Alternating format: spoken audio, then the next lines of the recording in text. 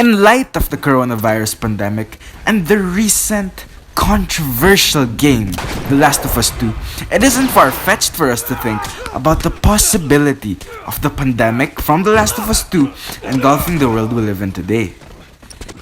With the tensions rising between China and the rest of the world's superpowers, it is extremely daunting, but very, very plausible that a new age of warfare is within our midst.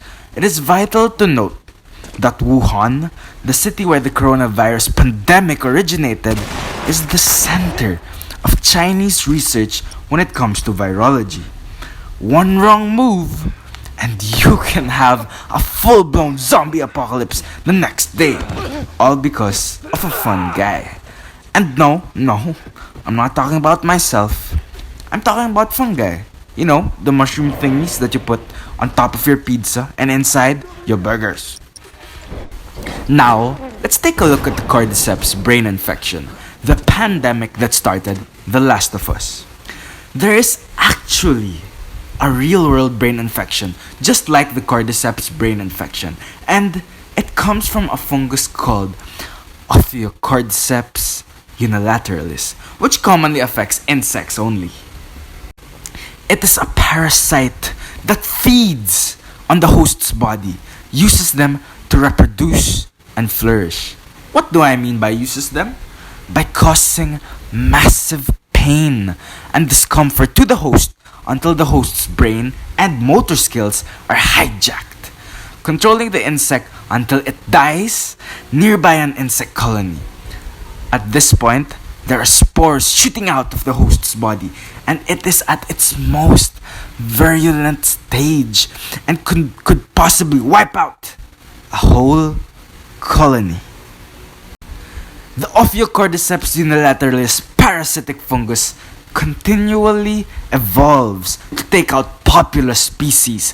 Thus, it is commonly found infecting insects, but in my opinion, it is only a matter of time before it finally evolves, whether naturally or by the help of human biotech, for humans to now be susceptible to this mind-controlling, highly infectious, apocalyptic parasite.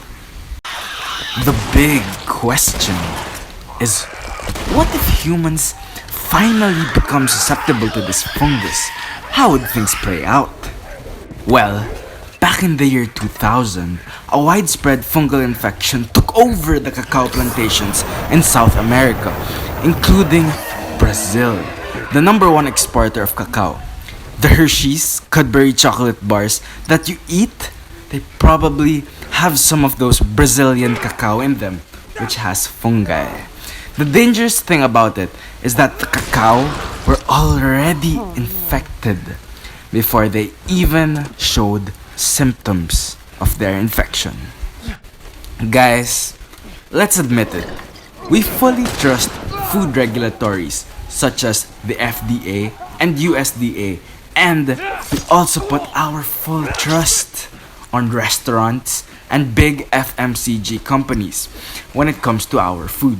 In just a few months' time, the virus, it can wipe out 60% of the population, making it too late to have any form of governance other than a totalitarian, draconian regime wherein armed forces shoot anyone who they think contracted the virus at will.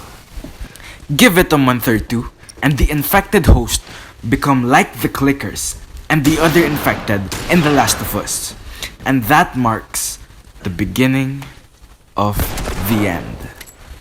Lucky for you, I'm here to help you survive the zombie apocalypse pandemic of The Last of Us 2. Okay, so here we go. Here's tip number 1. Learn the basics of survival. How to shoot a gun, hand-to-hand combat, how to use a melee weapon, where to get food and water, and the basics of crafting. You don't want to go into a zombie apocalypse only knowing calculus or algebra, or else you're really fucked. Tip number 2. Be in great shape. If the zombies run faster than you, or they can climb things better than you, then you're fucked. Which leads me to tip number 3. Know parkour. You have to be able to escape life and death situations in this environment by maneuvering your body through obstacles. If you can't do that, then you have a slim chance of surviving this world. My next tip is that there will always be strength in numbers, but do not trust that fast. You don't trust the first person you see, or else you'll end up being beaten up by a woman who has arms bigger than Arnold Schwarzenegger. And I think we all know who I'm talking about. Okay, so here's tip number 5. In this type of world, in this type of scenario, you gotta be resourceful. There ain't a lot of materials that you're gonna have, and you're always using up the things that you already have. So you gotta scavenge materials. And the best places to do that is in abandoned homes, gas stations, military surplus outlets, and outdoor stores. You'll really find a lot of goodies there, I guarantee. Last but definitely not the least, you gotta know how to obtain clean water when your supply runs dry, especially in a post-apocalyptic world wherein water is a very scarce but very important resource. Here are some ways how you can do it. First of all, catch rainwater. Rainwater is already potable drinking water. If it doesn't rain that much, you can opt to melt snow if it snows in your area. Or you can raid hot water tanks and water from toilets. But remember to get from the top part, never from the bottom part, or else you'll risk contracting diseases such as diarrhea, cholera, and the like. Once you have your water from the hot water tanks or the toilet, you gotta make sure to let it boil for a minute before you drink.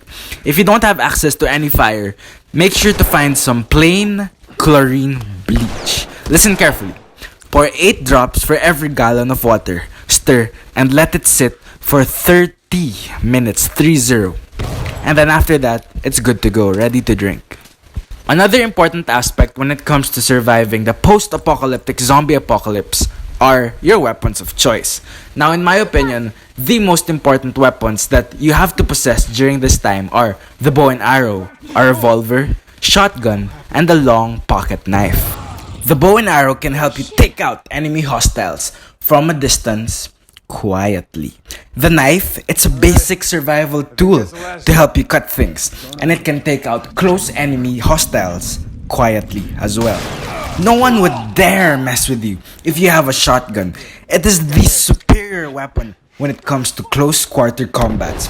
And lastly, a good revolver is one of the most best basic sidearms. It can never jam, and its mechanism is pretty straightforward. Thank you guys so much for sticking with us till the end. And if you like this video, please leave it a thumbs up. And as always, show some love and subscribe to Six Pack Gaming. Thank you.